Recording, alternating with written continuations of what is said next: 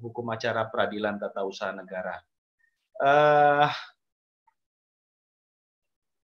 Sebentar, ini di layar Bapak Ibu semua terbaca PowerPoint saya? Bisa, Pak. Terbaca ya? Bisa, Pak, bisa. Ya, Kebaca, baik. Pak. Baik. Hukum acara peradilan tata usaha negara ini adalah salah satu hukum acara yang berlaku di Indonesia saat ini. Dalam Undang-Undang Pokok Kekuasaan Kehakiman, peradilan itu dibagi menjadi 4 ya. Peradilan umum, itulah di dalamnya pengadilan negeri, pengadilan anak, pengadilan hubungan industrial, pengadilan tipikor, dan lain sebagainya. Lalu ada peradilan agama, itu di bawahnya pengadilan agama. Lalu ada peradilan militer, kita tahu itu ada peradilan militer ya, pengadilan militer. Lalu ada juga satu lagi yaitu peradilan tata usaha negara. Ini di bawahnya ada 2, yaitu pengadilan tun dan pengadilan pajak. Nah, gitu ya. Itulah kurang lebih dasarnya peradilan tata usaha negara ini. Jadi ada di dalam konstitusi, dan salah satu ciri atau salah satu kekhasan dari sistem hukum Eropa kontinental yang membedakan dengan Anglo-Saxon, salah satunya adalah yaitu adanya peradilan atau pengadilan administrasi. Nah, pengadilan administrasi ini diimplementasikan dengan adanya pengadilan tata usaha negara di Indonesia yang dimulai dengan adanya Undang-Undang Nomor 5 Tahun 1986, Junto 9 2004, Junto 51 Tahun 2009. Nah,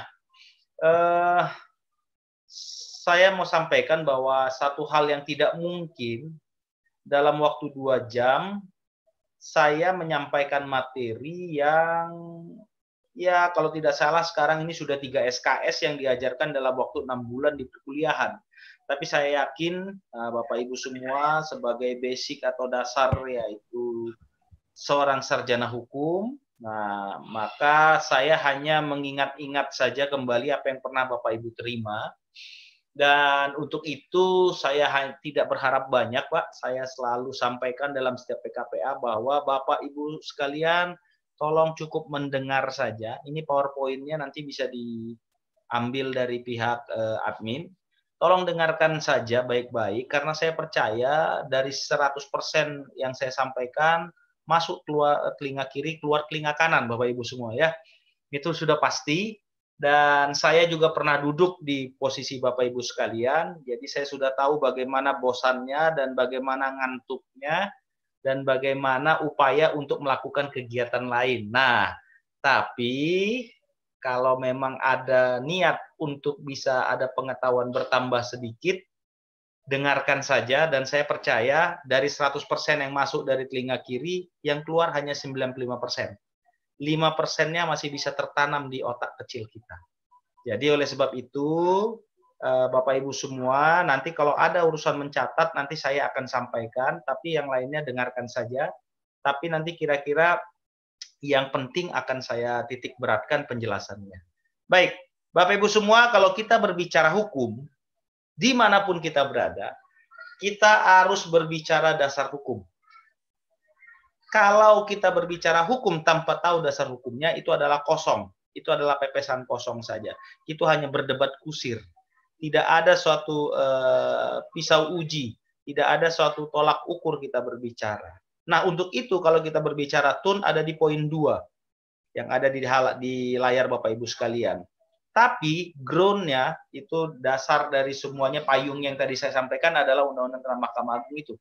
Nah, lalu, ini yang Bapak Ibu harus pahami bersama bahwa sebagai seorang advokat sudah ada Undang-Undang Nomor 30 Tahun 2014 tentang administrasi pemerintahan. Nah, undang-undang ini merupakan undang-undang yang menjadi guidance atau menjadi acuan seluruh proses pemerintahan di Indonesia saat ini. Itu saya harus sampaikan. Bahwa undang-undang administrasi pemerintahan ini adalah sebagai acuan atau guidance bagi seluruh proses urusan pemerintahan di Republik Indonesia saat ini. Nah, masih banyak ketidaktahuan atau ketidakpahaman mengenai Undang-Undang 30 tahun 2014 ini. Oleh sebab itu, apabila Bapak Ibu semua concern untuk lebih mendalami tentang administrasi pemerintahan, khususnya TUN, silakan harus Anda pelajari dan memahami Undang-Undang 30 tahun 2014 ini.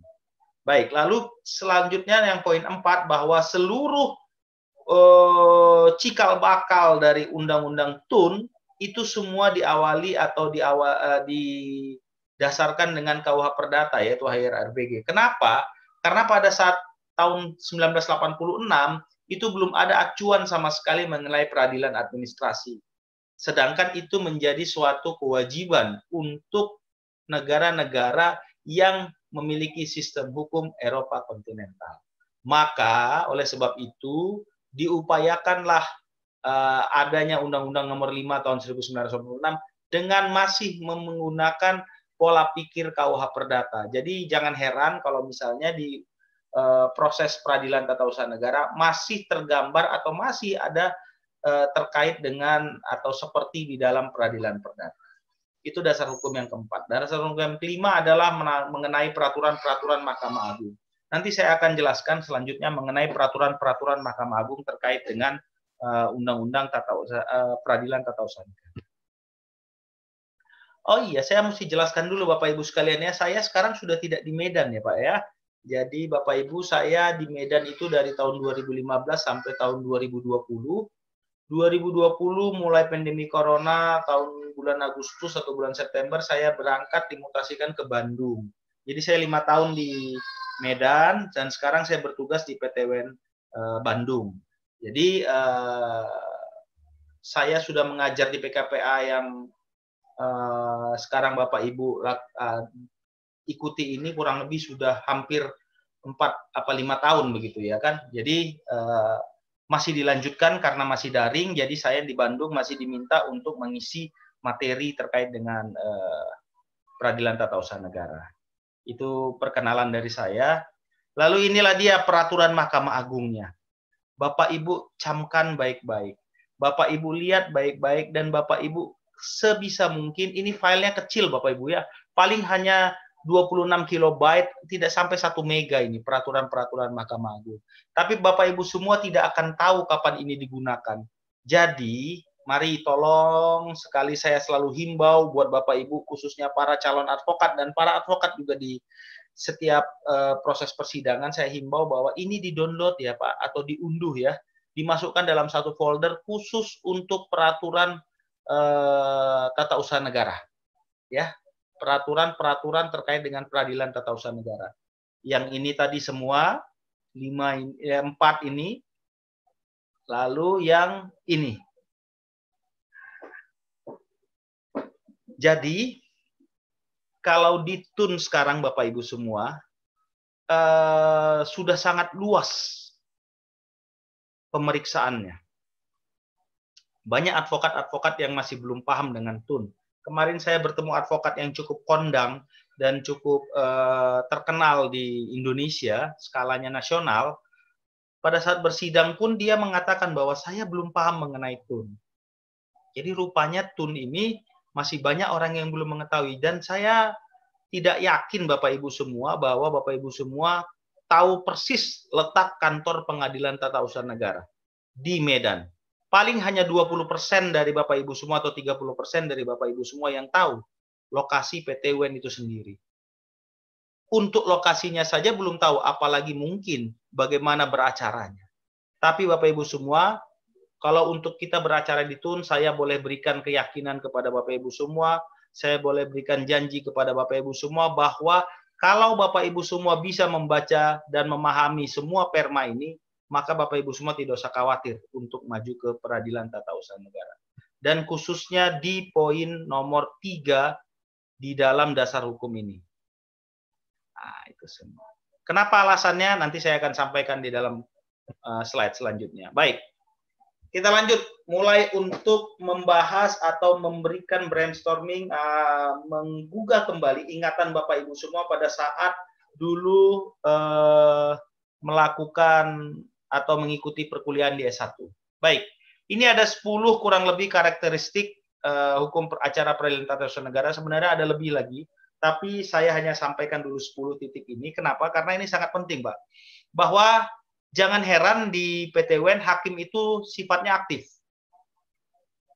Keaktifan hakim itu terlihat dari proses pemeriksaan persiapan, lalu upaya untuk menggali, mencari kebenaran material, seperti bersidang di pengadilan pidana, tapi tahapan-tahapannya ada di peradilan perdata. Jadi jangan heran Bapak Ibu nanti pada saat bersidang di TUN akan banyak berinteraksi dan berbicara atau berdiskusi dengan hakim itu sendiri. Dan hakim bisa menggali semuanya terkait dengan menemukan kebenaran material dalam suatu sengketa. Itulah sifat hakim aktif. Jadi jangan heran, hakimnya aktif, kalau di peradilan perdata, hakimnya itu pasif, Bapak Ibu semua. Nah, kalau di TUN, hakimnya aktif seperti di pidana, tapi tahapannya seperti di perdata. Itu dia. Baik, itu yang pertama. Lalu yang kedua, jangan heran atau jangan sempat mempertanyakan, bertanya-tanya atau bagaimana terkait dengan bahwa di TUN segala sesuatu memberikan kepastian hukum. Dan juga kepastian hukum itu diwujudkan dengan adanya tenggang waktu. Ini yang mungkin Bapak Ibu semua banyak yang kurang paham. Bahwa ada tenggang waktu untuk mengajukan gugatan di TUN. Mengenai penghitungan tenggang waktu ini sendiri ada di dalam ketentuan pasal 55 dan Perma nomor 6 tahun 2018. Boleh Bapak Ibu catat itu bahwa tenggang waktu itu pengaturannya di dalam pasal 77 Undang-Undang nomor 30 tahun 2014 dan juga juntonya Perma nomor 6 tahun 2018.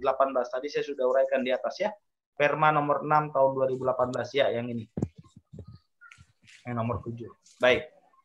Lalu adanya proses dismisal, saya tidak usah uraikan itu. Nah, ciri khas di TUN juga, kalau di perdata Bapak Ibu semua pernah mengikuti persidangan atau melihat persidangan, pasti ada namanya mediasi. Kalau di TUN itu bukan mediasi, ada kekhasannya juga, yaitu adanya pemeriksaan persiapan. Baik, sebentar saya lihat dulu ya. Ya, pemeriksaan persiapan. Lalu saya harus sampaikan bahwa pemeriksaan persiapan inilah yang membuat kebanyakan advokat-advokat muda atau advokat-advokat baru itu merasa tenang. Merasa tenang dan merasa tidak takut untuk bersidang di TUN. Kenapa? Nah, ini Bapak Ibu semua pahami bahwa di pemeriksaan persiapan tersebut majelis hakim memberikan saran. Sifatnya pemeriksaan persiapan ini tertutup, jadi hanya para pihak saja. Jadi tidak usah khawatir atau takut bahwa akan dianggap sebagai tidak tahu atau dalam tanda kurung bodoh atau bagaimana. Kenapa? Karena nanti hakim akan memberikan saran-saran perbaikan untuk penyempurnaan gugatan Bapak Ibu semua. Nah, itulah yang membuat TUN itu menjadi lebih ramah kepada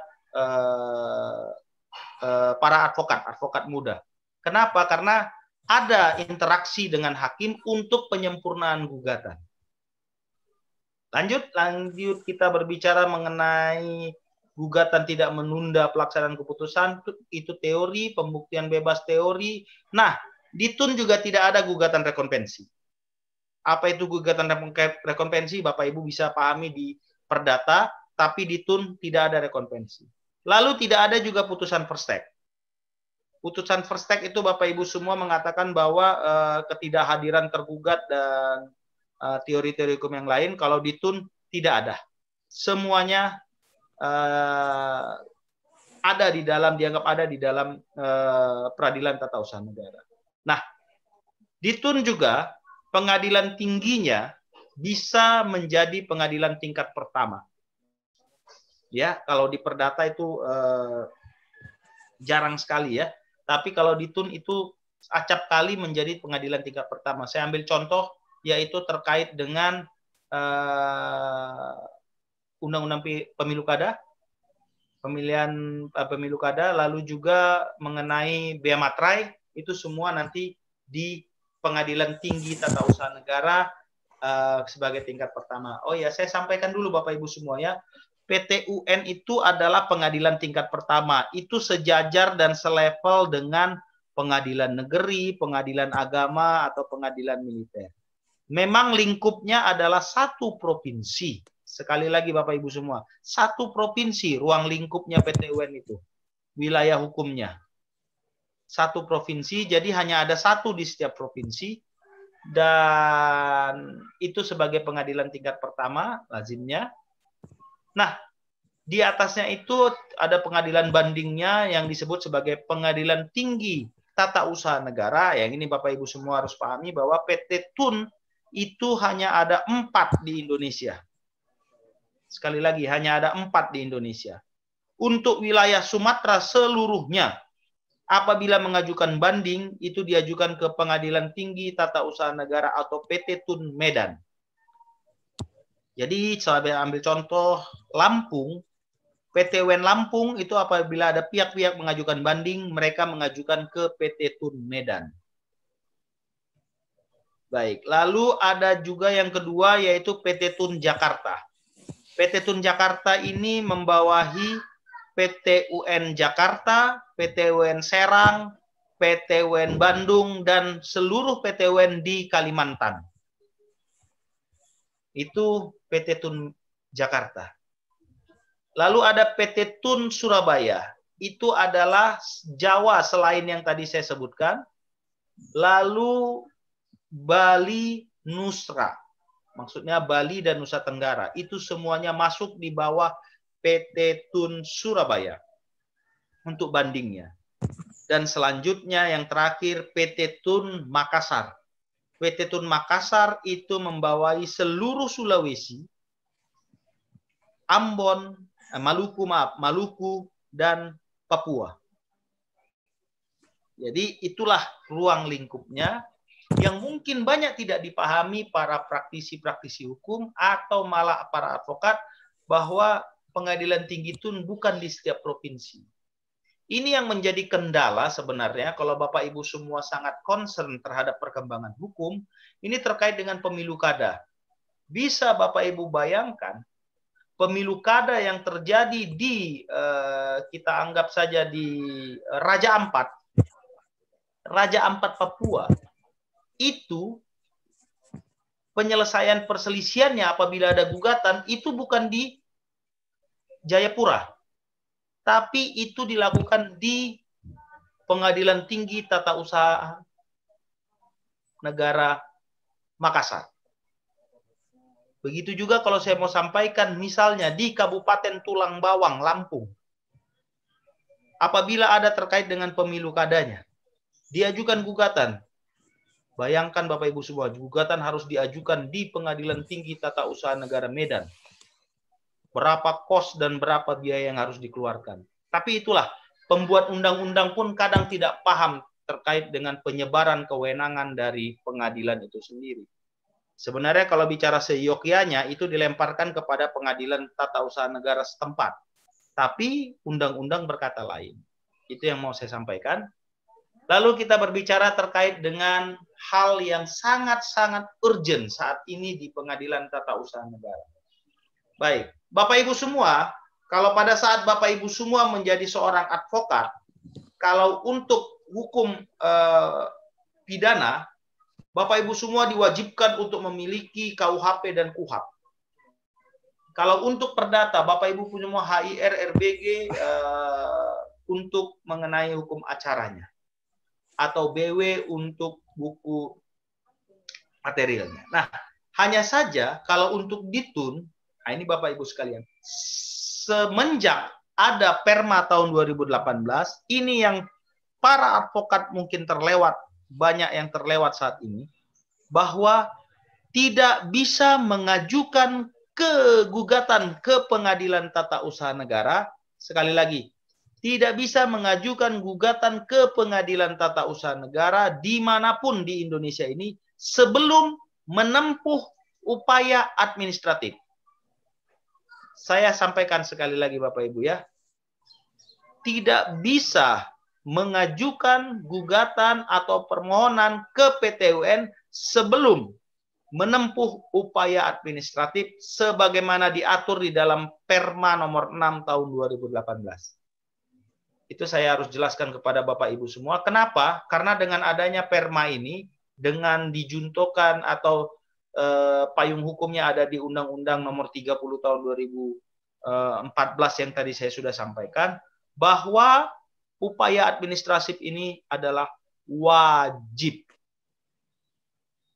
Jadi jangan berani-berani Bapak Ibu semua nanti mengajukan gugatan ke PT UN belum melakukan upaya administratif. Bagaimana upaya administratif itu? Nah ini dia. Upaya administratif itu ada di monitor Bapak Ibu semua.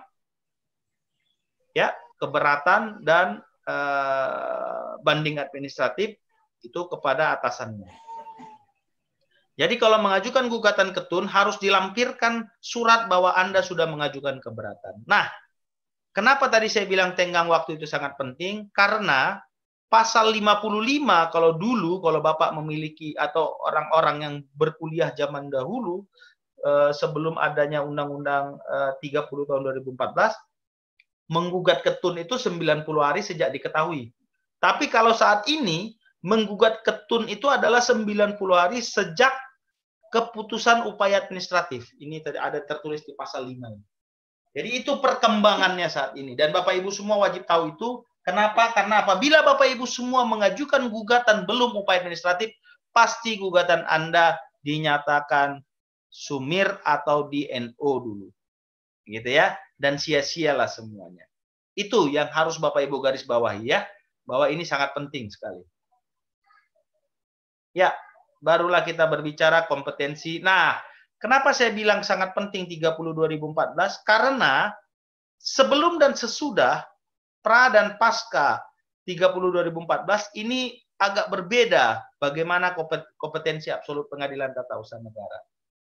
Ya, inilah yang kita sampaikan kepada Bapak Ibu semua bahwa perkembangan itu sangat-sangat signifikan.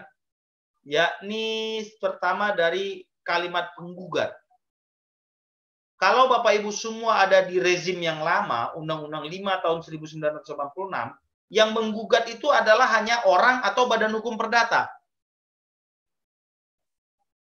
Nah, di dalam Undang-Undang Administrasi Pemerintahan, nah ini yang saya harus sampaikan kepada Bapak Ibu semua. Ya. Warga masyarakat dan pihak lain yang terkait dengan administrasi pemerintahan dalam upaya meningkatkan kualitas penyelenggaraan pemerintah. Jadi sudah semakin luas Bapak Ibu semua. Itulah penggugat. Kalau tergugat yang tadinya adalah hanya badan atau pejabat tata usaha negara, diperluas lagi kalimatnya. Nah ini Bapak Ibu semua harus bisa pahami. Mungkin tidak akan bisa kita pahami secara teori saya sampaikan, tapi kalau nanti dalam praktek akan Bapak Ibu pahami sendiri itu. Baru kita masuk kepada apa itu objektun menurut Undang-Undang Peradilan Tata Usaha Negara. Nah, ada 6 ini dan sifatnya adalah kumulatif, Bapak Ibu semua. Harus dalam bentuk penetapan tertulis, badan atau pejabat tun, tindakan hukum tun, berdasarkan peraturan perundang-undangan, sifatnya konkret dan final, dan menimbulkan akibat hukum. Ini akan bisa Bapak ikuti nanti pada saat adanya sebuah case. Nah, perkembangannya, nah ini tadi saya katakan perkembangannya, bahwa Undang-Undang Administrasi Pemerintahan memberikan perluasan kepada pengertian apa itu keputusan tata usaha negara atau BCK. Ya. Ya. Sebentar Bapak Ibu ya.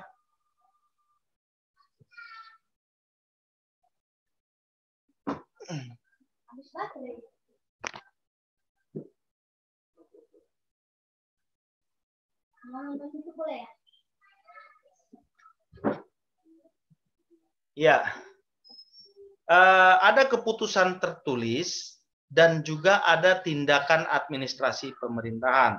Nah, inilah yang menjadi perkembangan yang akan menjadi kewenangan yang baru oleh Pengadilan Tata Usaha Negara.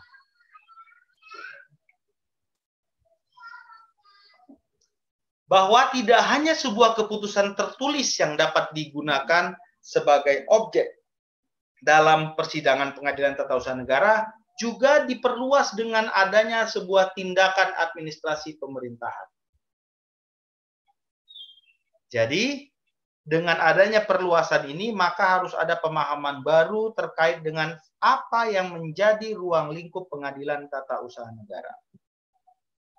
Ya, ini adalah bentuk-bentuk dari skema. Nah, waduh, saya aja pusing ini Pak, apalagi Bapak Ibu ya. Tapi ya bagaimana? Beginilah cara kami menggambarkan terkait dengan ruang lingkup objek sengketa menurut administrasi pemerintah. Tapi sekali lagi Bapak Ibu semua, kadang ini semua menjadi materi dari kami juga. Oleh sebab itu Bapak Ibu semua cukup mendengar dan memahami saja nantinya pada saat apabila ada kasus. Baik, kita masuk kepada pemeriksaan perkara di Peradilan Tata Usaha Negara. Anda sebagai advokat wajib mengetahui bagaimana acara-acara di Peradilan Tata Usaha Negara. Baik, di Peradilan Tata Usaha Negara lazimnya atau banyaknya dikenal dengan nama pemeriksaan dengan acara biasa. Baik, yang kedua ada pemeriksaan dengan acara cepat, lalu pemeriksaan dengan acara singkat, dan pemeriksaan dengan acara khusus. Nah, Bapak Ibu semua, sekali lagi saya mau paparkan inilah semua dasar hukumnya. Bapak Ibu bisa lihat dalam pasal-pasal mana diatur terkait dengan pemeriksaan-pemeriksaan tersebut. Kita bahas satu persatu. Secara singkat saja Bapak Ibu ya. Baik, inilah proses pemeriksaan acara biasa. Ada dismisal, pemeriksaan persiapan, lalu tahapan-tahapan sebagaimana dalam hukum acara perdata. Tapi sekali lagi ada perbedaan-perbedaan, tapi untuk acara pokoknya tidak ada perbedaan. Baik, ini posisinya semuanya. Untuk acara biasa, saya akan berbicara pertama terkait dengan surat kuasa. Suatu hal yang tidak mungkin Bapak Ibu semua bisa beracara atau mewakili klien Anda di persidangan tanpa adanya surat kuasa.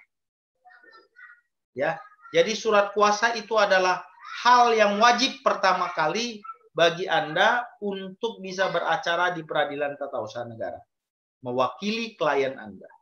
Nah, agak berbeda, sekali lagi saya katakan agak berbeda seperti di Pengadilan Tata Usaha Negara, di Pengadilan Negeri. Kalau di TUN kami punya aturan sendiri terkait dengan surat kuasa. Yang pertama, surat kuasa harus mengatur atau mencantumkan judul. Misalnya Anda tulis di atas surat kuasa khusus, nah, itu yang pertama. Lalu ada identitas. Nah, identitas yang kami di PT UN itu bukanlah seenake dewe atau sesukanya Anda untuk menulis identitas seseorang. Tapi semuanya diatur di dalam pasal 56 ayat 1. Apa itu saya tidak akan sampaikan kepada Bapak Ibu, dibaca saja. Ya. Kalau saya melakukan pemeriksaan persiapan, saya suruh kepada advokatnya bawa undang-undangnya ya. Nah, dibawa undang-undangnya, baca di tempat langsung. Nah, itu. Jadi biar tidak salah. Jadi baca pasal 56 ayat 1 itu apa saja yang harus ada di dalam sebuah identitas. Lalu juga harus ada identitas penerima kuasa. Nah, ini dia. Jadi Bapak Ibu semua, dalam kuasa ini kadang tidak ditulis atau dicantumkan. Siapa penerima kuasa, siapa pemberi kuasa. Kalau Bapak Ibu semua masih sifatnya adalah mengcopy paste contoh-contoh surat kuasa yang dulu-dulu dari website, maka masih banyak sekali kekurangan-kekurangan dari surat kuasa tersebut atau tidak update dengan kondisi saat ini. Jadi Bapak Ibu semua sesuaikan dengan apa yang saya sampaikan ini untuk surat kuasanya. Lalu harus ada poin kekhususan beracara. Nah, ini dia. Ini dia yang harus Bapak Ibu semua pahami bahwa kalau surat kuasa ditun itu tidak perlu atau tidak usah memperluas kewenangan sehingga melebar sampai kemana-mana. Saya hampir sekarang tinggal 80% lah advokat itu masih membuat surat kuasa ada kalimat seperti ini. Selanjutnya contohnya begini. Selanjutnya pemberi kuasa diberikan kuasa kewenangan untuk menghadap pejabat-pejabat, pembesar-pembesar negeri. Waduh, kepolisian, kejaksaan tinggi lah. Ini mau gugatan ketun atau surat kuasa umum atau surat kuasa khusus. Nah, lalu ada juga dibilang bahwa ini punya kewenangan yang mutlak, besar seluas-luasnya untuk mewakili pemberi kuasa. Waduh, nanti pemberi kuasanya untuk membeli sebidang lahan tanah juga nanti diberikan kuasa untuk itu. Nah, oleh sebab itu kalau untuk ditun, surat kuasa beracaranya, kami tidak pernah menghalangi para advokat untuk membuat surat kuasanya 2. Kalau Anda ingin membuat surat kuasa yang luas dari klien Anda, silahkan buat. Tapi itu di bawah tangan antara Anda dengan klien Anda. Tapi kalau untuk khusus beracara di TUN, hanya mencantumkan, nah ini dia saya sampaikan, hanya mencantumkan kekhususan beracara seperti contohnya, kalau Anda penggugat nantinya, Anda ya adalah membuat dan mengajukan gugatan, memperbaiki, menerima, membuat, mengajukan replik, menerima duplik, mengajukan bukti surat, saksi atau ahli, mengajukan kesimpulan, mohon salinan, dan mengajukan upaya hukum. That's it. Hanya itu saja. Tidak usah melebih-lebihkan yang lain. Menghadap pembesar-pembesar, punya hak yang seluas-luasnya, dan tidak usah ada kalimat seperti itu. Cukup seperti ini saja. Itu yang saya sampaikan ya. Lalu yang terakhir adanya tanda tangan, ini sudah hal yang umum.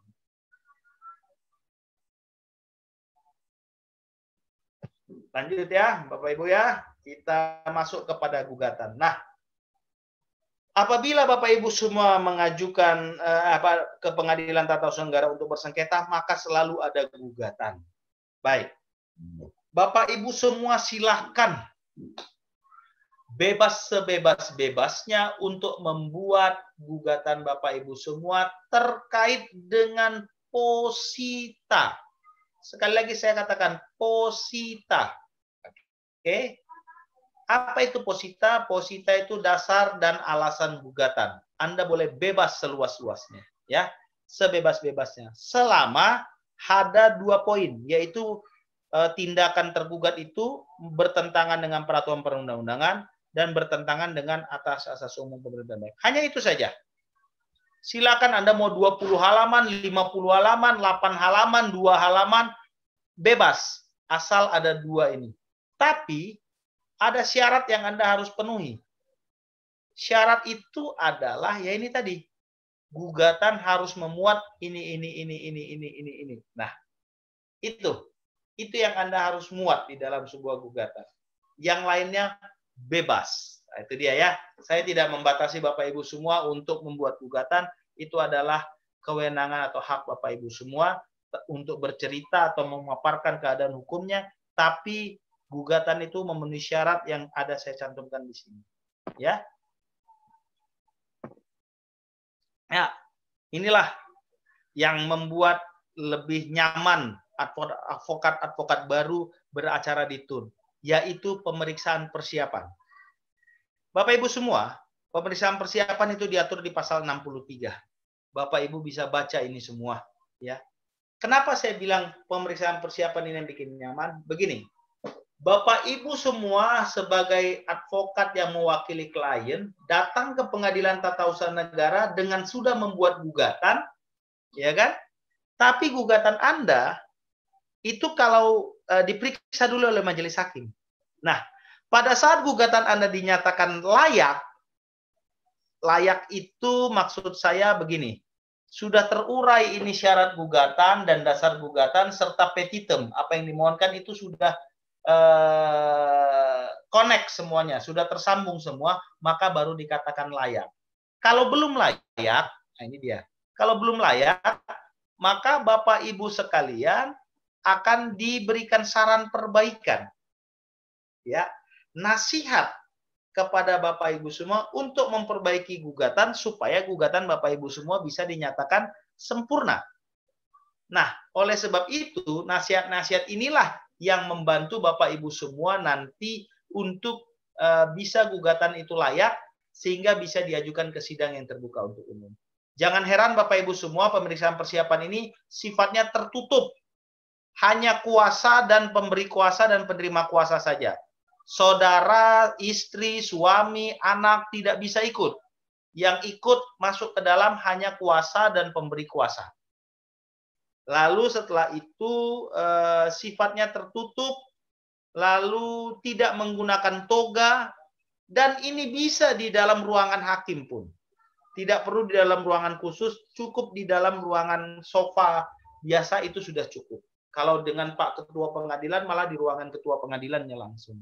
Gitu ya. Jadi kadang ini membuat nyaman oleh para advokat muda. Kita lanjut selanjutnya, yaitu mengenai jawaban. Jawaban ini adalah pada saat Anda mewakili tergugat, yaitu pemerintah.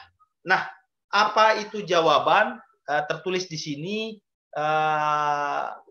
yang termuat di dalam jawaban apa saja. Sekali lagi, ini akan bisa dilakukan kalau ada case-nya. Kalau tidak ada case-nya, ini Anda tidak akan paham. Tapi paling tidak materi ini sudah kami paparkan bahwa di dalam jawabanlah ada yang namanya eksepsi. Tapi tidak ada rekonvensi. Gitu ya Bapak Ibu ya. Ya, kita lanjutkan.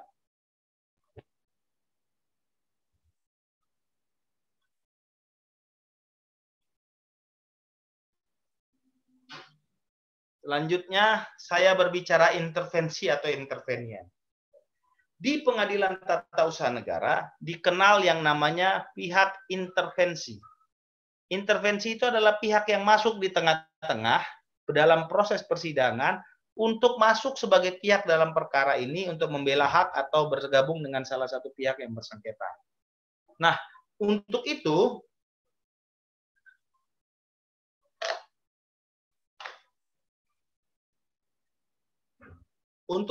Bapak Ibu semua, intervensi yang ada di TUN ini kurang lebih sama dengan yang ada di Pengadilan Perdata.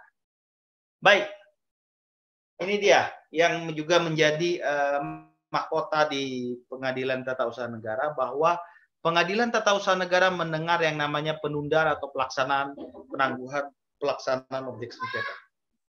Penangguhan pelaksanaan objek sengketa ini kalau di Perdata mungkin lebih Anda kenal dengan namanya provisi ya. Nah, kalau di Peradilan Perdata ini dikenal dengan namanya provisi.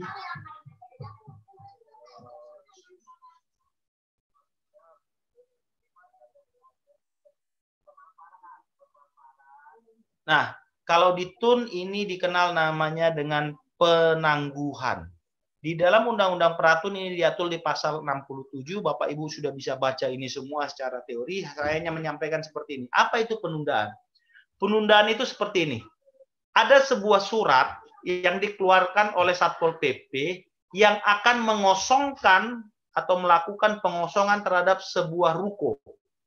Nah, pemilik ruko misalnya 3 hari lagi, 3 hari ke depan. Pemilik ruko begitu menerima surat itu langsung mengajukan gugatan ke Pengadilan Tata Usaha Negara untuk diperiksa apakah sesuai prosedur atau tidak surat pembongkaran ini. Nah, surat itu kan gugatan kan tidak menunda proses atau pelaksanaan objek sengketa. Maka harus ada permohonan untuk penundaan pelaksanaan objek sengketa, dan intinya adalah nanti dikeluarkan sebuah penetapan oleh PT UN untuk menunda pelaksanaan objek sengketa sehingga pelaksanaan pembongkaran itu tidak dilakukan dulu sampai ada keputusan pengadilan yang berkekuatan hukum tetap. Itulah intinya penundaan. Kurang lebih sama seperti provisi, tapi kalau provisi juga di tengah jalan, tapi bersama di dalam putusan. Kalau TUN ini berbeda di luar dari putusan akhir. Baik, itu yang saya mau sampaikan terkait dengan proses jawab-menjawab.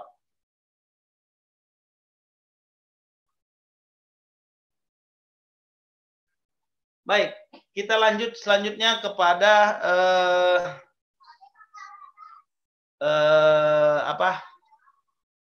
sistem pembuktian.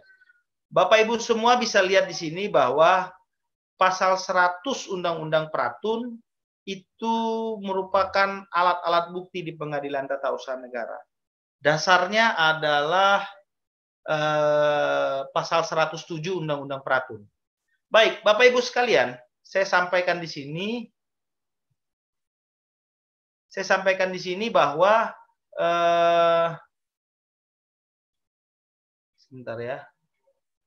Bahwa dasar hakim itu bersidang ada di dalam pasal 107, yaitu menentukan apa yang harus dibuktikan, menentukan beban pembuktian dan penilaian pembuktian, dan untuk sahnya diperlukan sekurang-kurangnya 2 alat bukti berdasarkan keyakinan hakim. Nah, Bapak Ibu sekalian, kalau Bapak Ibu nanti sekalian sudah melakukan atau sudah dapat materi ini, saya hanya mau sampaikan bahwa kalau Bapak Ibu semua beracara di TUN, yang paling utama yang Bapak harus kuatkan pembuktian itu adalah pembuktian surat atau tulisan. Kenapa? Karena kita adalah peradilan administrasi. Kalau peradilan administrasi, surat atau tulisan itu bukti otentik itu menjadi dasar hakim salah satu yang utama untuk mengambil suatu keputusan. Kenapa? Karena dalam kenyataannya hakim dalam memutus itu selalu yang utama berdasarkan bukti surat dan tulisan. Itu yang harus selalu Bapak Ibu semua nanti tekankan.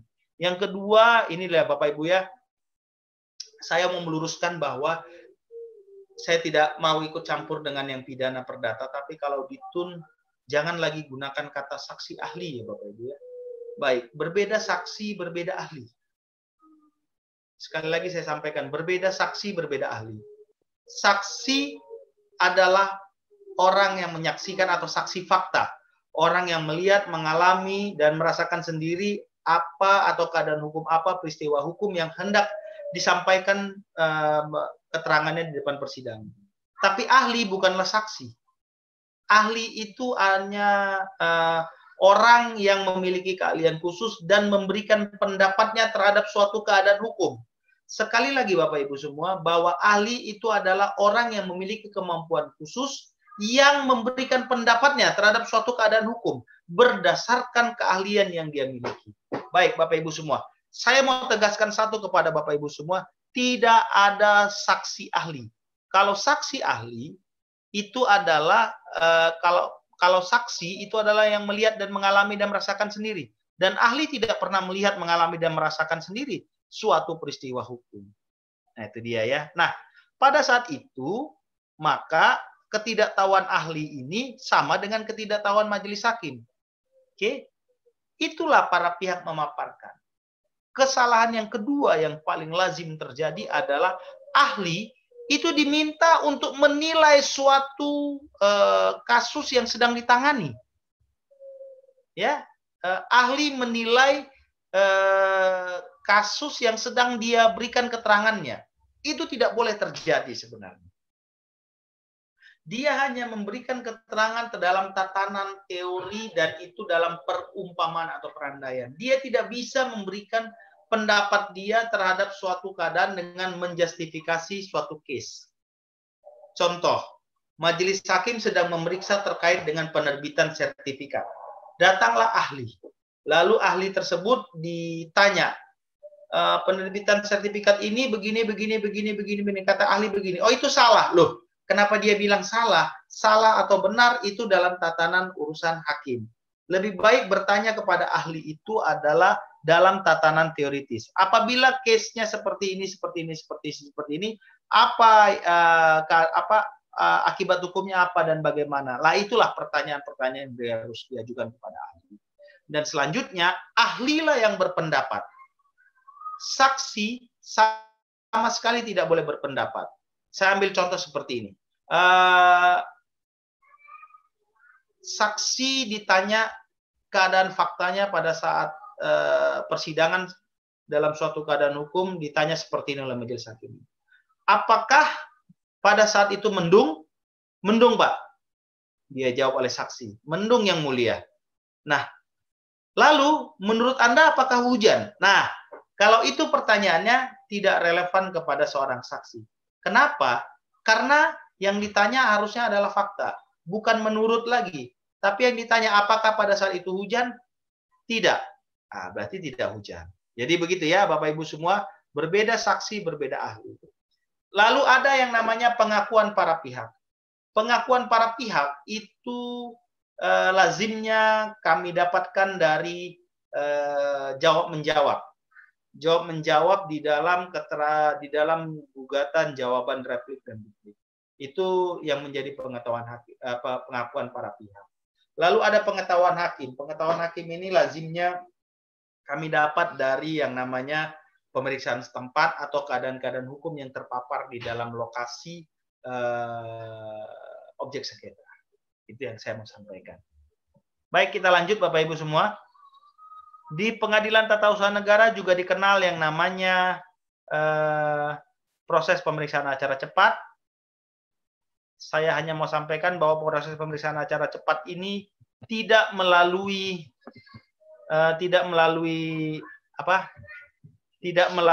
pemeriksaan persiapan, dan juga ada kekhususannya itu jawab-menjawab pembuktian tidak lebih dari 14 hari. Tapi ini jarang sekali terjadi materinya. Lalu proses acara cepatnya ada di dalam slide yang selanjutnya ini. Sebentar Bapak Ibu.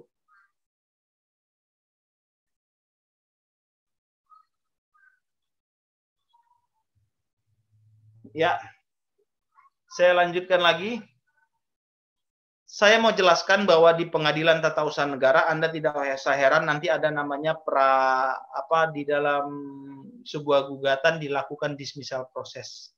Dismissal proses itu adalah kewenangan mutlak dari seorang ketua pengadilan untuk hal-hal yang diajukan dalam gugatan itu ada di dalam pasal 62 ayat 1 huruf A, B, C, D, E. Nah, itu adalah kewenangan Pengadilan Tata Usaha Negara, tapi ini jarang sekali terjadi ya. Baik, di TUN itu juga dikenal yang namanya acara singkat. Acara singkat ini contoh paling gampangnya adalah gugatan perlawanan. Ya, gugatan perlawanan itu adalah gugatan yang sudah terhadap suatu gugatan sebelumnya yang dinyatakan tidak lolos dismissal dalam bentuk penetapan ketua pengadilan.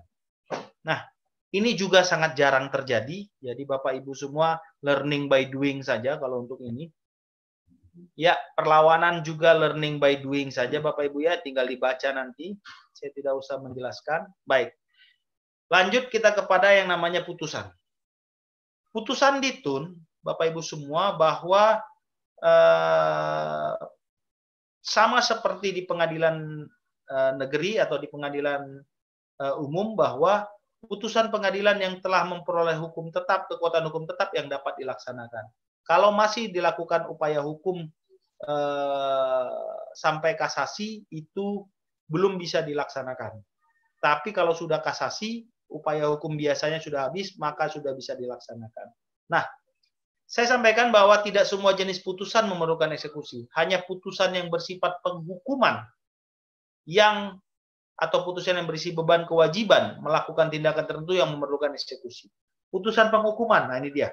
Putusan penghukuman itu adalah satu, kewajiban mencabut katun yang dibatalkan, kewajiban mencabut katun dan menerbitkan katun yang baru, kewajiban menerbitkan katun dalam hal gugatan didasar kepada pasal 3, kewajiban membayar ganti kerugian, dan kewajiban melaksanakan rehabilitasi. Ini Bapak Ibu ya, bahwa inilah yang namanya penghukuman. Baik, sama seperti yang lain, bahwa upaya hukumnya ada dua, yaitu upaya hukum biasa dan luar biasa, itu banding kasasi serta PK. Bagaimana pengaturannya Bapak Ibu semua nanti bisa lihat di dalam Undang-Undang 586 dan juga Undang-Undang Mahkamah Agung terkait dengan prosedur banding. Nah, ini skema atau arah flowchart dari prosedur banding ya. Bapak Ibu bisa baca nanti ini. Materinya sudah saya share ke panitia. Lalu ada prosedur kasasi, ya ini Undang-Undang Nomor 586 dan Pasal 131 Undang-Undang Mahkamah Agung. Ini juga sudah jelas flowchart-nya. Cuman Bapak Ibu harus lihat bahwa untuk banding di TUN hanya 14 hari. Ya. Bukan 7 hari seperti di pidana, tapi 14 hari ya. Begitu juga di kasasi, 14 hari sejak putusan terima. Ini yang konvensional semua Bapak Ibu ya. Nanti saya beritahu kalau yang berbeda. Baik, untuk PK ini diatur di dalam lebih dalam pasal 132 Undang-Undang Mahkamah Agung, ya ini salah ya, Undang-Undang MA, terhadap putusan yang berkekuatan hukum tetap. Nah ini dia, sudah diuraikan. Baik, saya sampaikan terhadap eksekusi. Bapak Ibu semua, saya perlu sampaikan kepada Bapak Ibu bahwa di Pengadilan Tata Usaha Negara, eksekutor itu adalah tergugat. Beda kalau di pidana, eksekutor adalah jaksa. Lalu kalau di perdata, eksekutor itu selalu eksekusi dari pengadilan dan itu dilakukan oleh jurusita atau dari pihak pengadilan. Kalau di TUN, eksekusi itu adalah eksekutor adalah pihak tergugat. Nah, eksekusi itu ada dua. Ya, eksekusi yang otomatis. Jadi Bapak Ibu semua, kadang ini yang belum dipahami, bahwa kalau sudah berkekuatan hukum tetap 60 hari kemudian keputusan tata usaha negara itu tidak mempunyai kekuatan hukum tetap lagi. Ini yang belum tahu para pihak banyak ya. Jadi tidak perlu lagi ada cabut-cabut dan segala macam, tidak perlu. Karena di dalam undang-undang itu sudah menyatakan tidak perlu lagi. Nah, jadi itu yang kadang tidak dipahami oleh pejabat pemerintah atau para advokat. Jadi pahamilah bahwa ada yang namanya 60 hari kerja, putusan itu sudah keputusan tersebut tidak mempunyai kekuatan hukum lagi. Lalu ada yang namanya eksekusi hierarkis. Eksekusi hierarkis ini adalah untuk tergugat yang tidak melaksanakan pencabutan dan penerbitan katun yang baru berdasarkan pasal 3. Ini adalah fiktif positif. Nanti ada prosedur yang harus dilakukan. Nah, ini Bapak Ibu ya, sudah saya jelaskan di sini. Perkara yang diperiksa secara khusus. Nah, saya akan sampaikan poin yang mungkin ini adalah hal yang baru. Hal yang baru untuk Bapak Ibu semua ketahui bahwa di TUN, nah ini dia Pak. Dengan adanya undang-undang administrasi pemerintahan dikenal yang namanya permohonan fiktif positif. Ya, permohonan fiktif positif ini merupakan permohonan untuk diterbitkannya sebuah keputusan tata usaha negara. Jadi permohonan fiktif positif ini adalah sikap diam. Sikap diam dari badan atau pejabat pemerintah terhadap permohonan yang dilakukan oleh warga masyarakat. Karena didiamkan, maka permohonan tersebut dianggap sudah dikabulkan. Saya ambil contoh. Ada seseorang yang memohonkan permohonan izin mendirikan bangunan, IMB, kepada misalnya contohnya Dinas Bangunan ya. Dia mengajukan permohonan IMB, lalu syarat-syarat dia penuhi semua sebagaimana di dalam prosedur syarat-syarat itu apa saja. Setelah dipenuhi semua syarat, lalu dalam waktu 10 hari permohonan tidak diterbitkan juga itu yang namanya izin mendirikan bangunan. Maka sesuai dengan hukum bahwa permohonan tersebut dianggap dikabulkan. Namun, dengan Undang-Undang AP, pihak penggugat tersebut harus meminta permohonan dulu kepada pengadilan untuk supaya diperintahkan menerbitkan IMB yang dimohonkan tadi. Permohonan fiktif positif ini mencegah upaya pemerintah mencegah yang namanya kolusi, korupsi, dan nepotisme. Kenapa? Apalagi kita lihat di Medan ya, bahwa kalau memang gampang ya harus dipersulit. Segala urusan mesti uang tunai. Jadi berbagai cara upaya dilakukan untuk bisa mempersulit atau memperlama suatu urusan. Nah, adanya lembaga fiktif positif ini yaitu memberikan peluang atau ruang bahwa tidak perlu lagi untuk yang namanya nego-nego atau lobby-lobby. Permohonan diajukan, diamkan selama 10 hari, ya gugat ke TUN. Nah, itu paradigma yang mau dirubah, bahwa supaya pemerintah juga di sini dikontrol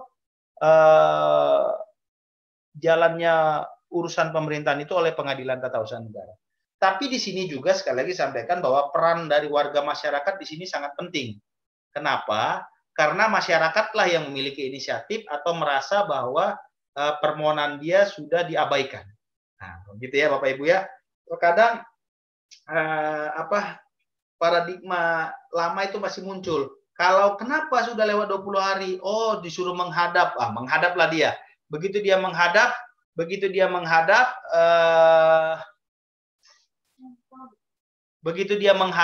lalu tidak diberikan solusi. Ternyata selidik punya selidik sengaja dipersulit supaya ada yang dikeluarkan. Nah, oleh sebab itu mencegah ini, maka pengadilan memberikan ruang adanya permohonan fiktif positif. Ya, itu dia dari permohonan fiktif positif.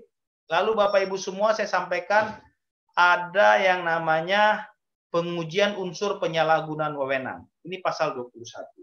Bapak Ibu semua kalau kita berbicara kewenangan, Bapak Ibu semua pasti paham yang namanya undang-undang korupsi. Undang-undang korupsi. Undang-undang korupsi itu berbicara mengenai kewenangan, menyalahgunakan wewenang. Nah, kewenangan ini siapa yang menilai? Nah, ini dia. Masih terjadi perdebatan. Dengan adanya Undang-Undang nomor 230 tahun 2014, kewenangan itu sebenarnya harus diperiksa oleh Pengadilan Tata Usaha Negara. Namun, karena masih adanya friksi-friksi di dalam pelaksanaan atau proses penegakan hukum, terkadang penyalahgunaan wewenang ini masih diambil alih oleh pengadilan negeri, disatukan dengan pemeriksaan suatu perkara korupsi. Padahal secara norma, kewenangan itu harus terlebih dahulu diuji oleh Pengadilan Tata Usaha Negara ada atau tidak penyalahgunaan wewenang. Tapi itu dia.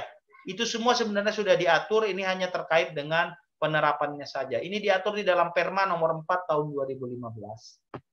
Baik. Lanjut Bapak Ibu, di sini semua juga saya kenalkan yang namanya sengketa informasi publik. Kalau Bapak Ibu semua paham bahwa kalau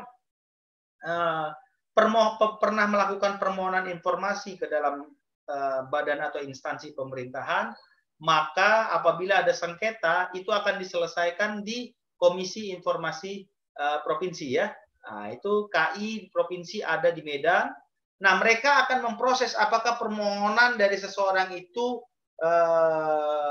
relevan atau bisa tidak dikabulkan. Kalau putusannya terhadap bisa atau tidak ya pengabulan permohonan itu, maka dikeluarkan suatu putusan oleh mereka. Nah, putusan KI inilah yang dibawa ke Pengadilan Tata Usaha Negara untuk bisa diperiksa apakah putusan tersebut sudah benar atau tidak. Nah, diaturnya di mana? Di Undang-Undang Nomor 14 Tahun 2008 mengenai sengketa informasi publik. Inilah yang menjadi salah satu juga kewenangan dari Pengadilan Tata Usaha Negara. Saya lanjut lagi, yaitu alur penyelesaian sengketa TUN pada penetapan lokasi pengadaan tanah.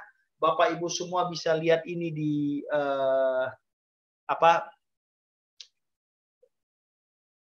peraturan Mahkamah Agung. Nanti Bapak Ibu semua baca di sini.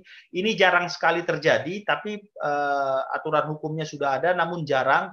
Ini biasanya terkait dengan kepentingan umum seperti penetapan lokasi jalan tol, penetapan lokasi untuk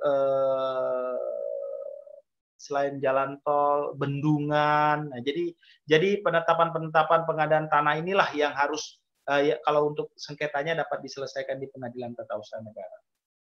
Baik, lanjut. Ini adalah proses penyelesaian sengketa pemilu. Nah, ini dia. Ini terkait dengan ada dua hal. Yang pertama terkait dengan pemilihan legislatif itu di TUN. Tapi kalau untuk pemilihan presidennya ada di PT Tun Jakarta. Lalu kalau untuk pilkadanya itu ada di Pengadilan Tinggi Tata Usaha Negara sebagai tingkat pertama. Ya, itu materi yang mau saya sampaikan, tapi selain itu saya ada satu buah lagi yang harus saya sampaikan kepada Bapak Ibu semuanya. Bapak Ibu semuanya, dengan adanya surat edaran Mahkamah Agung, ada dua hal yang mau saya sampaikan. Yang pertama, Bapak Ibu camkan, dicatat bahwa semenjak tahun 2019 sudah ada kesepakatan dengan Pradi, baik organisasi advokat di Indonesia, bahwa demi untuk transparansi, mempercepat proses peradilan, dan tujuannya adalah mencapai peradilan yang agung, dan memberikan kemudahan bagi masyarakat untuk mengakses dan melakukan proses pemeriksaan suatu sengketa, maka kesepakatan itu adalah persiapan di tahun 2020, perkara-perkara yang masuk, saya hanya bicara TUN dulu, itu mulai dilakukan dengan cara e-court, atau tulisannya E-C-O-R-T, C-O-U-R-T, e-court, ya, pengadilan elektronik atau peradilan elektronik. 2020 itu sudah 2020 adalah merupakan masa transisi. Kalau Bapak Ibu semua melihat atau membuka SIPP di Pengadilan Tata Usaha Negara Medan, bahwa akan tertulis, akan terlihat mana perkara konvensional, mana perkara e-court. Baik. Kenapa saya bilang harus e-court? Karena di tahun 2021 e-court sudah bisa dipastikan menjadi suatu keharusan. Baik ya, Bapak Ibu semua, makanya kalau belum paham e-court, nanti kalau tidak salah saya sudah sampaikan kepada panitia Braja ini bahwa harus ada materi e-court khusus ya, Bapak Ibu semua, mungkin sebagai advokat nanti sudah ada tuh materinya, materi e-court. Pelajari benar-benar e-court ini. Kenapa? Karena peradilan berbasis elektronik inilah yang sekarang sedang mulai dikembangkan di Pengadilan Tata Usaha Negara khususnya. Kenapa? Karena ini memberikan kemudahan bagi Bapak Ibu semua. Kemudahan informasi maupun akses dan segala macam. Tapi kemudahan itu memiliki konsekuensi. Nah, inilah yang mungkin advokat yang harus tahu. Konsekuensi adalah harus tepat waktu. Jadi itu dia, waktu kita tidak bisa lagi jam karet. Kita tidak bisa lagi ngeles atau mengelak terkait dengan tidak tahu. Tidak ada. Kenapa? Karena dengan adanya e-court ini, hanya dalam hitungan detik, berkas itu sampai kepada Anda. Ya, kesalahan Anda tidak bisa tahu atau tidak bisa tidak ada notifikasi bahwa Anda sudah menerima berkas. Saya sudah berkali-kali di Medan maupun di Bandung bahwa kalau ada advokat-advokat atau pejabat pemerintah yang beralasan kami tidak mengetahui, saya akan panggil mereka. Saya akan tunjukkan di depan mereka bagaimana cepatnya yang namanya proses elektronik. Jadi kalau saya enter saat itu juga, 2 detik kemudian itu sudah sampai di akun Anda. Kesalahan Anda sendiri dan kelalaian Anda lah bahwa Anda tidak bisa membaca itu. Nah, tidak ada lagi alasan waktu kurang. Kalau dulu kita bisa bilang, Pak, kami tundalah 2 minggu, kami tunda karena kami belum terima berkasnya, dan tidak ada. Kenapa? Karena saat itu juga Anda akan terima berkasnya, itu satu. Lalu yang kedua, dengan adanya e-court ini, maka ada jadwal court kalender yang harus dipatuhi. Di luar itu Anda dinyatakan tidak menggunakan hak Anda. Wah, ini berbahaya sekali. Makanya saya katakan ya, itu Anda harus pahami betul-betul dengan e-court. Lalu yang kedua, yang harus saya jelaskan juga bahwa terkait dengan banding secara e-court. Bapak Ibu semuanya, banding secara e-court ini dengan SEMA nomor 2 tahun 2020 kemarin bahwa sudah keluar aturan bahwa banding secara e-court itu juga banding elektronik juga sudah mulai diterapkan. Nah, kalau banding elektronik sudah diterapkan Bapak Ibu semua, ada satu garis bawah, suatu pernyataan garis bawah yang saya garis bawahi, yaitu bahwa Anda tidak akan bisa melakukan banding apabila Anda tidak mengunduh atau bahasa komputernya mendownload putusan secara elektronik. Itu poinnya. Jadi itu yang Anda harus ketahui, bahwa setiap putusan harus didownload atau diunduh secara elektronik. Itu yang bisa saya jelaskan terhadap dua hal yang utama yang saat ini sedang berkembang di Pengadilan Tata Usaha Negara. Ya, Bapak Ibu sekalian, saya sudah selesai semua materinya. Saya agak percepat karena saya ada janji hari ini khusus bahwa saya tidak bisa full sampai jam 11. Jadi saya kasih waktu kalau memang ada pertanyaan, saya mungkin bisa jawab kurang lebih 5-10 menit karena setengah 11 saya nanti bilang ke panitia bahwa saya tidak bisa lanjut sampai jam 11. Ya, demikian saya kembalikan dulu ke panitia.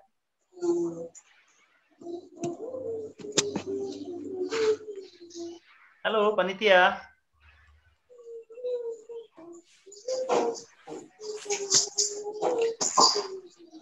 Halo. Atau Bapak Ibu sekalian ada mau yang bertanya, saya berikan kesempatan, silakan dibuka mute-nya. Halo, izin bertanya, mohon izin Pak. Silakan. Namanya siapa ya Pak? Sofian Pak. Pak Sofian, silakan Pak. Apa pertanyaannya Pak? Ya, secara prinsip memang proses peradilan di Tun ini banyak mengalami perubahan yang sangat baik lah kan gitu. Tetapi memang masih menyisakan sebuah persoalan di dalam hal tataran eksekusi putusan gitu. Jadi terkadang putusan PT UN ini hanya sebatas putusan kertas gitu, tapi kemudian pada tataran eksekusi ini yang kemudian masih mengalami kendala. Nah, apakah memang ini regulasinya yang memang belum memadai, artinya undang-undang, atau memang dalam hal apa yang kemudian sehingga putusan itu lebih efektif gitu. Jadi orang yang melakukan sengketa di PT UN itu merasa ya ketika memang dia menang ya itu sebuah keadilan gitu. Tapi kadang-kadang belum adil karena memang belum bisa dieksekusi gitu. Nah, memang ini problemnya kan tidak ada wadah tersendiri, atau kalau di pengadilan negeri itu kan ada eksekutornya kan jaksa. Tapi kan kalau dalam PT UN ini yang kemudian masih jadi pertanyaan kita di masyarakat. Terima kasih, Pak.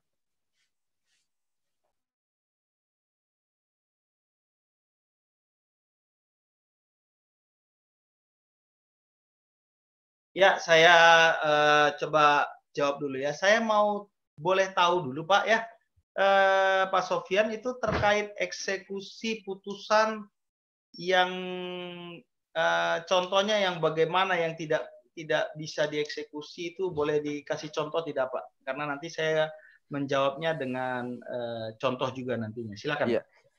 Misalkan di di Kabupaten Serdang, konkret nggak apa-apa. Di Kabupaten Serdang Bedagai ada kasus tentang perselisihan tentang pelaksanaan pilkades ya, di mana bupatinya mengeluarkan sebuah surat yang kaitannya dengan sengketa yang membatalkan tentang pelaksanaan pilkades gitu. Sementara kan di undang-undang itu tidak ada istilahnya pembatalan. Nah, kemudian para pihak mengajukan gugatan ke PT UN di Medan, dan PT UN mengabulkan bahwa putusan dari surat keputusan bupati itu tidak memiliki kekuatan hukum. Nah, tetapi tetap pilkadesnya tetap nggak dilaksanakan gitu. Nah, ini yang kemudian menjadi problem gitu. Lantas di mana ini putusan itu gitu, Pak? Makasih Pak. Ya. Kalau begini saya paham. Kalau begini saya jelaskan seperti ini. Kalau saya bertanya kepada Anda ini ya, apa yang Anda inginkan sebenarnya? Gitu ya kan? Menginginkan pemilihan kepala desanya dilaksanakan. Oke. Dilaksanakannya putusan pengadilan dengan melakukan pemilihan ulang, begitu ya, pemilihan kepala desanya, begitu ya kan? Betul. Nah, ya. Betul. Yang melakukan kan bupati, bukan pengadilan. Pengadilan sudah melaksanakan tugasnya, bahwa secara hukum seperti ini, sudah selesai. Oke? Yang melaksanakan siapa? Bupatinya. Nah, jadi bukan pengadilannya masalahnya bukan di pengadilan. Putusannya sudah sesuai dengan hukum, ya itulah putusannya. Tinggal dilaksanakan oleh bupati. Begitu ya kan? Atau bukan bupati, pelaksanaannya lah, ya. Nah, ditindaklanjuti lakukan putusan tersebut. Nah, disinilah bedanya Indonesia dengan negara yang lain. Tingkat ketaatan hukumnya.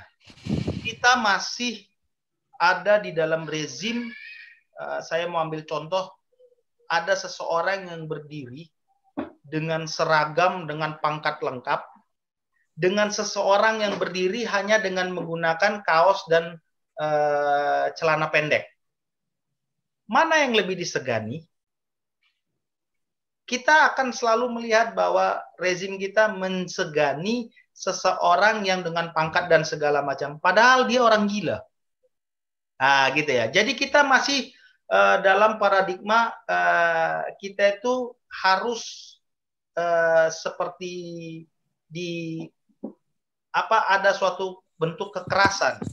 Jadi kita masih melihat seperti pidana, harus ada eksekusi yang diseret dan segala macam. Sebenarnya paradigmanya harusnya adalah setiap putusan pengadilan itu adalah undang-undang. Nah, ini Pak Sofian ya, saya jelaskan bahwa setiap putusan itu adalah undang-undang. Itu teori hukumnya, Pak. Pada saat siapapun yang tidak melaksanakan urusan pemerintah, tidak melaksanakan putusan pengadilan, itu adalah pidana. Nah, itu saya sampaikan kepada Bapak-Bapak sekalian ya, itu adalah pidana, bukan hanya tun, di seluruh peradilan, Pak. Nah, kalau sudah seperti ini, masalahnya itu adalah di bupati, di pelaksana. Kalau Bapak bicara seperti eksekusi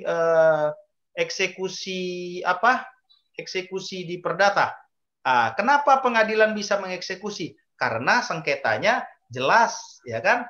Ada sesuatu yang diperebutkan. Kalau ditun tidak, Pak. Yang ditun kan kertasnya, Pak, yang dinilai. Nah, itu dia. Pada saat kertasnya dibatalkan, secara hukum sebenarnya, kalau kita paham dan taat hukum, maka itu sudah tidak berlaku lagi. Kalau saat itu dilakukan, maka itu sama dengan kita berdiri di atas lahan yang tidak ada pondasinya sama sekali. Kapan saja itu bisa. Nah, kalau seperti ini ceritanya, Bupati itu di pasal 116 ada bisa ditaruh di koran misalnya. Kalau Anda boleh minta itu ke pengadilan, ditaruh di koran bahwa Bupati ini begini. Nah, itu dia. Ya, kalau di Jakarta itu sekarang sudah seperti ini, Pak. Dilaporkan kepada atasannya, lalu nanti dia akan dikenakan sanksi. Itu terjadi waktu di Bupati Kupang, NTT. Akhirnya Presiden dan Mendagri yang menegur dan memberikan hukuman bagi bupati yang tidak melaksanakan putusan pengadilan pada saat itu, putusan pengadilan tata usaha negara. Jadi banyak upaya. Sekali lagi Pak, kita bukanlah pengadilan yang sifatnya seperti pemikiran Anda eksekusi kita lakukan begitu, pengadilan yang melakukan. Oh bukan.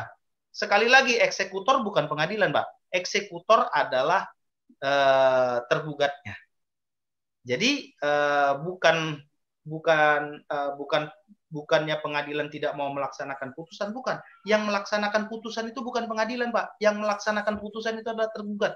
Nah, jadi bukan pengadilan masalahnya, tapi tidak adanya ketaatan hukum pejabat pemerintah dalam melaksanakan putusan. Dan itu sudah pidana, Pak. Nanti Bapak boleh baca pasal 216 KUH pidana, itu jelas Pak, mengatakan bahwa barang siapa yang menghalangi atau tidak melaksanakan urusan undang-undang atau peraturan perundang-undangan, maka itu dianggap melakukan pidana. Itu jelas Pak. Nah ini sekarang buat bupati-bupati yang begini yang gampang Pak. Kalau sekarang ini, kalau saya kasih tahu ya secara formalnya ini banyak Pak yang bisa dikenai sanksi, bupati-bupati atau kepala daerah yang tidak mau melaksanakan putusan tun khususnya. Seperti itu Pak Sofian. Ya, izin Pak, terakhir Pak, terkait. Ya, boleh, silakan. Masa berlakunya putusan itu dia akan terjadi misalkan di periodenya Bupati A nggak dilaksanakan, di periode bupati berikutnya masih berlaku nggak? Oh tidak itu selama putusan itu belum dilaksanakan harus dilaksanakan loh Pak. Jadi itu kan tergugatnya kan bupatinya, badan atau badan atau pejabat tunnya ya Pak ya, bukan orang per orangnya begitu ya kan. Jadi keengganan melakukan itu bukan jabatannya tapi orangnya. Banyak alasan seperti ini Pak. Loh itu kan waktu zaman bupati yang lama. Kalau saya pemikirannya lain. Oh tidak bisa. Pada saat Anda menduduki suatu jabatan, maka Anda terikat juga dengan kebijakan-kebijakan yang dikeluarkan sebelumnya oleh pejabat-pejabat yang terdahulu. Jadi saya mau sampaikan bahwa tidak ada masa daluarsanya itu Pak. Itu bisa dilaksanakan kapan saja. Begitu Pak ya? Baik. Terima kasih Pak. Ya baik. Terima kasih. Ada lagi pertanyaan Pak? Izin Pak, nanya saja, Pak. Ya silakan. Siapa Pak? Satu-satu Pak. Saya dulu. Ini Pak, singkat saja Pak, mau bertanya. Apakah bisa surat nikah yang dikeluarkan oleh Disdukcapil sebagai objek petun dengan alasan untuk pembatalan? Ini Pak, singkat saja. Apakah bisa akta nikah yang dikeluarkan Disdukcapil diajukan menjadi objek petun dengan alasan untuk membatalkan pernikahan yang tidak sesuai dengan undang-undang perkawinan, gitu Pak? Ya, baik. Ini pertanyaan yang bagus ya, Bapak Ibu semua harus pahami bahwa saya mau jelaskan, bedakan pernikahan, bedakan pencatatan. Pernikahan itu, perkawinan atau pernikahan itu adalah privat ya Pak ya, privat dalam arti kata dua orang dan itu kaitannya dengan agama. Apapun agama Anda, baik Muslim, Nasrani, Hindu, Buddha itu pernikahannya adalah antar Anda, keluarga dan sesuai dengan agama, ya. Nah, ada yang namanya pencatatan. Oke. Pencatatannya inilah yang namanya proses pemerintahan. Kenapa? Karena ada diatur bahwa setiap warga negara menikah dan segala macam itu dicatatkan. Pencatatannya yang dijadikan proses administrasinya. Apakah pembatalannya membatalkan pernikahan? Oh, tentu tidak, Pak. Pernikahan ijab kabul itu ada kiai atau KUA dan segala macam. Di gereja itu ada pendeta dan segala macam, di kelenteng atau di pura itu semua urusan agama. Kalau urusan pemerintahan itu tidak bisa membatalkan pernikahannya. Tapi pencatatannya bisa dibatalkan pada saat dia tidak prosedural. Ya, contoh saya ambil contoh satu saja. Dia tidak pernah memohonkan pencatatan kok.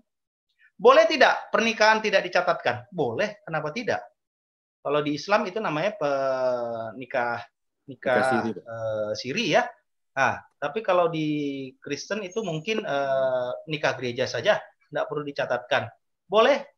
Nah, jadi itu hal yang wajar kalau buat saya ya. Itu hak kita untuk mencatatkan atau tidak. Karena ini terkait dengan hanya pencatatan itu buku nikah atau buku nikah yang dimiliki secara hubungan kita warga negara dengan negara.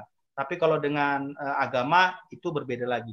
Jadi negara tidak bisa membatalkan pernikahan yang dilakukan secara agama. Begitu yang bisa saya jawab, Pak. Berarti kalau pernikahannya tidak sesuai dengan agama, karena tidak dilangsungkan secara keagamaan, bisa ya Pak dibatalkan surat pernikahan itu secara petun? Surat pernikahan, akta Disdukcapil, KUA, Disdukcapil itu kan hanya mencatatkan ya.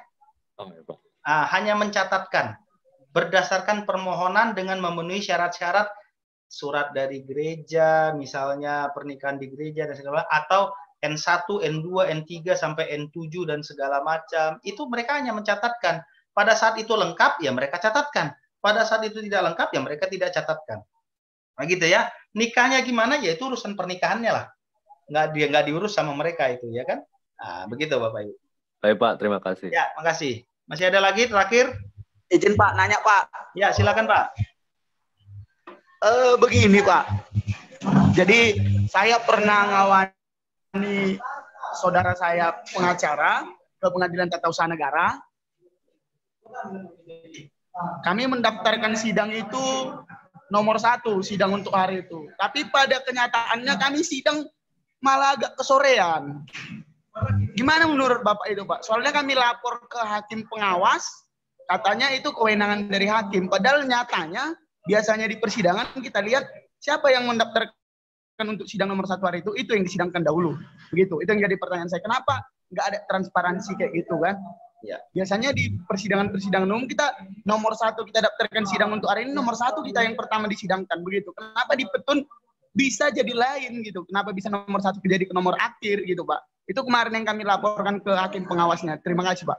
Ya, jadi memang saat ini inovasi-inovasi baru yaitu jadwal antrian sidang ya.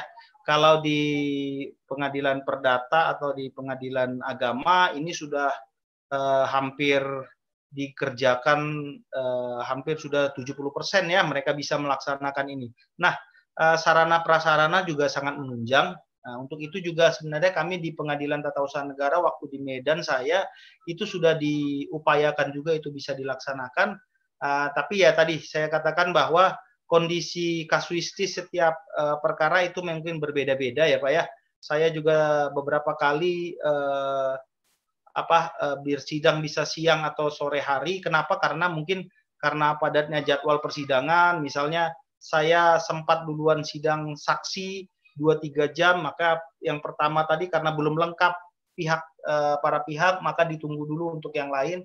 Tapi itu masalah teknis Pak, saya rasa nanti ke depan mungkin ini menjadi catatan-catatan kami dan perbaikan-perbaikan kami ke depan, bahwa kami akan berusaha untuk menjadi lebih baik. Ya, terima kasih Pak buat masukannya, tapi yang pasti ini semua masalah teknis dan terkait dengan pelayanan, kami selalu berupaya untuk memberikan pelayanan yang baik. Begitu Pak, yang bisa saya sampaikan Pak. Oke Pak, terima kasih Pak. Ya. Cukup ya Pak ya, Bapak Ibu ya. Izin Pak. Masih ada lagi? Satu lagi Pak. Boleh, satu lagi Pak. Terakhir saya terima Pak. Saya Chandra Malau. Ya Pak Chandra ya.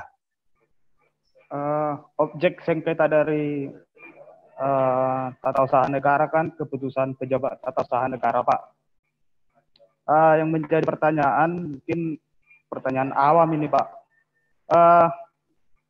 Saya masih sulit mengidentifikasi atau menerjemahkan siapa sebenarnya pejabat Tata Usaha Negara ini Pak.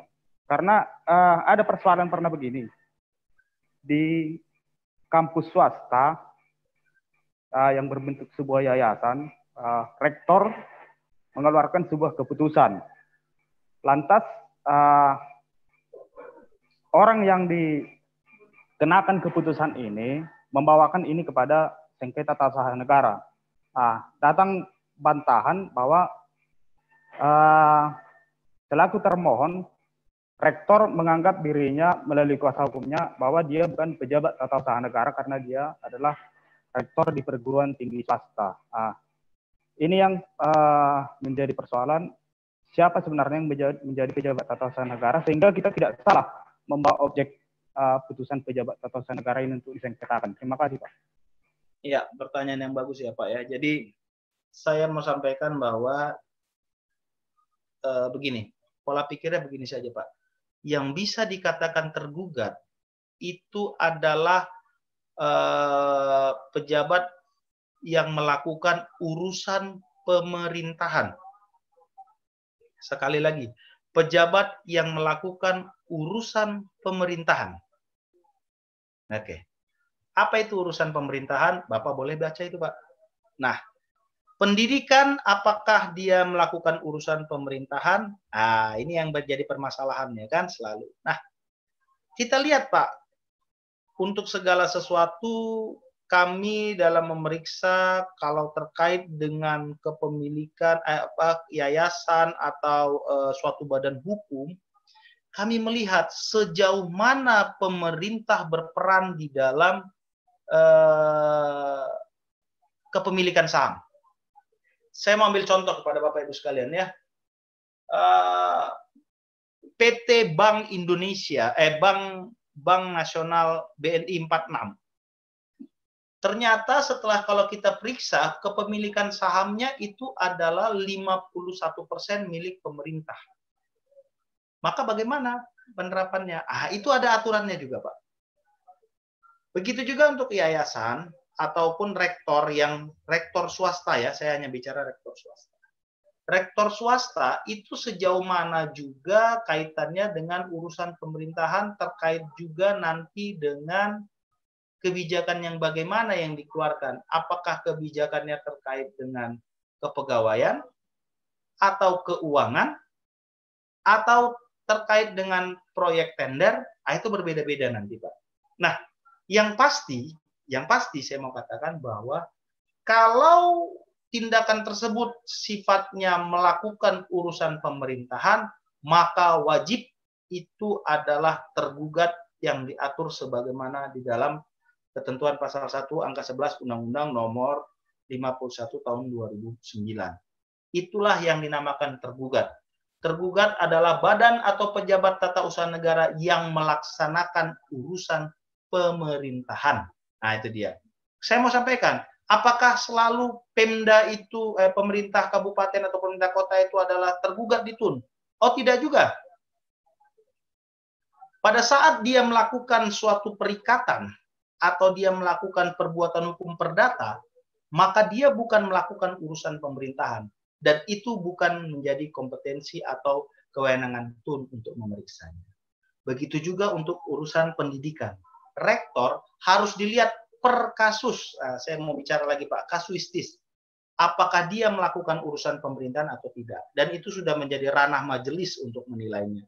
Tinggal bagaimana Anda meramu dan meraciknya di dalam gugatan, kata-katanya dan dasar hukumnya, sehingga bisa meyakinkan majelis hakim yang memeriksa pada saat itu bahwa rektor pada saat itu adalah menjalankan urusan pemerintahan sehingga layak dinyatakan sebagai tergugat. Begitu dari saya, Pak. Itu, Pak, ya. Terima kasih, Pak.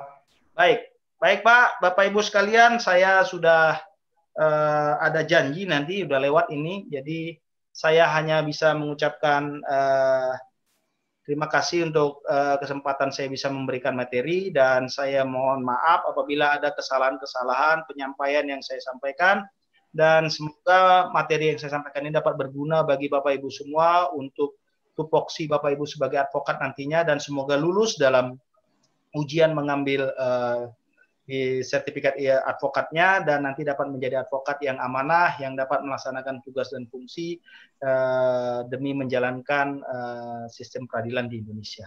Terima kasih buat kesempatan ini, dan saya ucapkan selamat siang dan terima kasih.